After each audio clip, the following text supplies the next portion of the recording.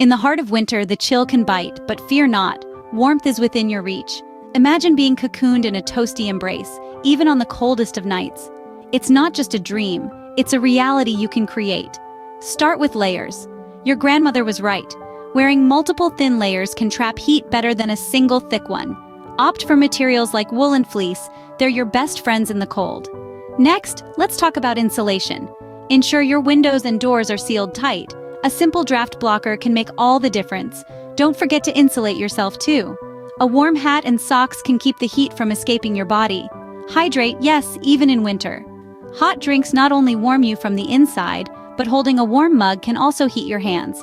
And remember, a well-hydrated body retains heat better.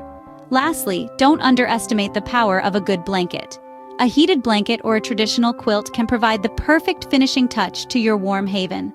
So, when the winter winds howl, remember these tips and create your own cozy sanctuary. If you found this helpful, don't forget to subscribe for more tips and tricks. Stay warm, stay cozy, and embrace the winter chill.